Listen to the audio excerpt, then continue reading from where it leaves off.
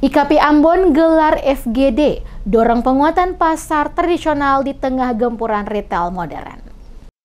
Ikatan Pedagang Pasar Indonesia atau IKAPI Kota Ambon menggelar Focus Group Discussion atau FGD bertajuk Duduk Bercerita Membangun Ekonomi Kerakyatan dalam Bingkai Silaturahmi Para Pedagang untuk menjaga situasi kondisi pasar agar tetap aman dan nyaman Sabtu 5 Juli 2025. FGD ini menjadi ajang diskusi para pedagang, pemerintah, dan pemangku kepentingan guna memperkuat posisi pasar tradisional di tengah gempuran retail modern. Kegiatan ini menghadirkan sejumlah narasumber, diantaranya Koordinator Wilayah IKAPI Indonesia Timur Sulaiman Latupono, Perwakilan Dinas Perindustrian dan Perdagangan atau Disperindak Provinsi Maluku Rofi Watimuri, dan Perwakilan Disperindak Kota Ambon Mirza Atamimi. Sekretaris DPD IKAPI Kota Ambon Wawan Thompson dalam sambutannya menegaskan pentingnya menjaga stabilitas harga dan pasokan pangan di pasar tradisional. Ia menyoroti tantangan yang dihadapi pedagang tradisional akibat persaingan dengan retail modern. Menurutnya,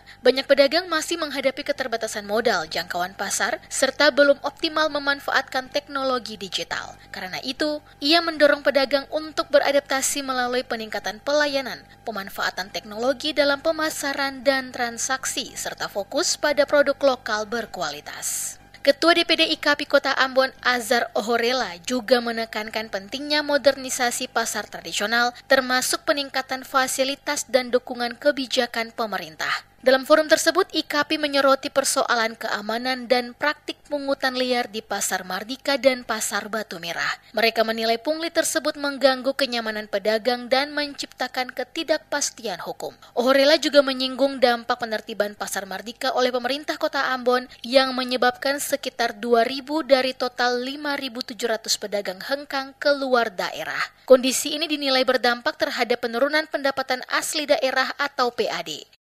Pendataan ulang kembali terhadap pedagang yang ada di Pasar Mardika, sehingga kita bisa mengetahui bahwa kekuatan pedagang yang ada di Kota Ambon ini sebenarnya ada berapa. Nah, karena kebanyakan banyak yang sudah pindah ke Sulawesi, banyak yang pindah ke Tual, ke Ternate. Nah, itu dalam rangka untuk meningkatkan kehidupan ekonomi mereka, sehingga kondisi dan perputaran ekonomi di Kota Ambon itu agak sedikit menurun. PAD juga menurun, ya, proses transaksi jual beli juga dia menurun dan lebih ditertibkan kembali. Lalu penataan pedagang itu diatur dengan baik sehingga PAD bisa ditingkatkan. Terus kondisi ekonomi dia lebih meningkat lagi. Persoalan keamanan dia lebih terjamin sehingga pedagang dan pembeli bisa berjualan itu dia biar semakin nyaman dan baik.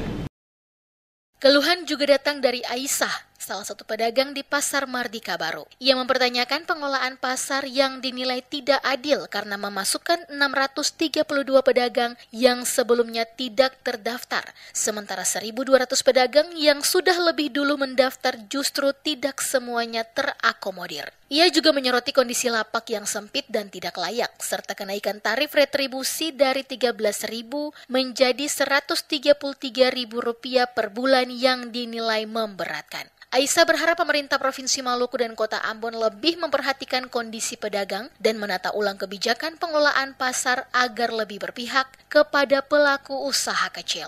FGD ini diharapkan menjadi wadah untuk merumuskan solusi konkret guna memperkuat daya saing pasar tradisional dan meningkatkan kesejahteraan pedagang lokal. IKAPI Maluku beserta para pedagang yang mana juga telah hadir sama-sama Disperindak Provinsi Maluku dan Kota